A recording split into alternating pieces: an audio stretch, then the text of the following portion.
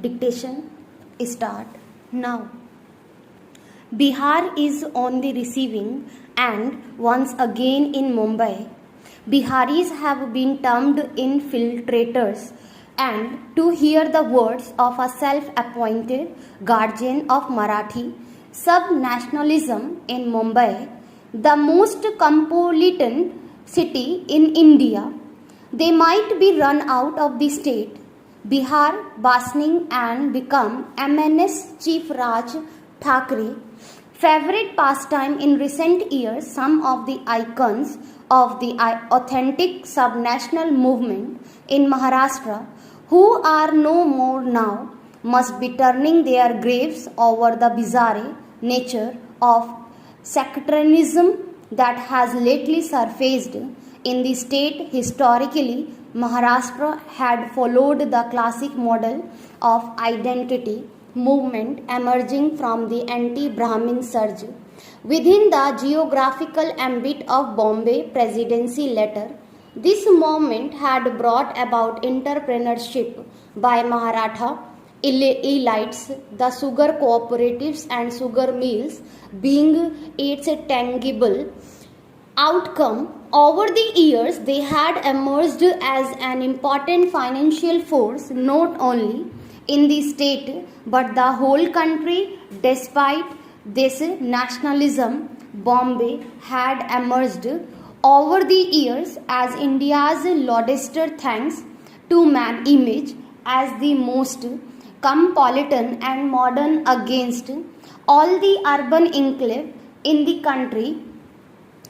Even though the city was controlled mainly by Gujarati capital, its confluence with Parsi work culture and concomitant Western ethos and consolidated its cosmopolitan construct.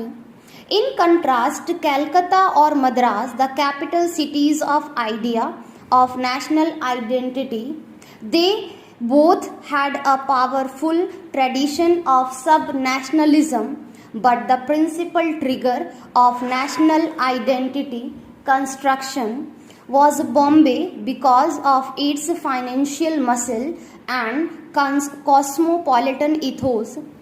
Interestingly, the trade union movement in the city was equally cosmopolitan. In the pre-independence period, Jawaharlal Nehru had first constructed the blueprint of a coherent nation in discovery of India. In the post-independence era, he built the structure of a nation through a two-pronged strategy. The first was by introducing democracy and ensuring secularism, and second by giving primacy to the state. This Nehruite ethos was meditated not only through the constitution but also through the power of cinema.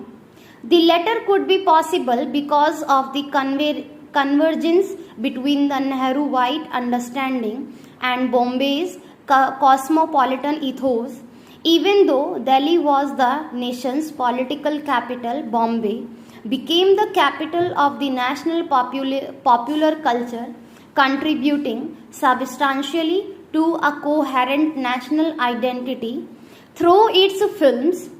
The metropolitan city was not only the home of ideas, idealism, and ideology, but also of several institutions of high scholarship in science, technology, and management.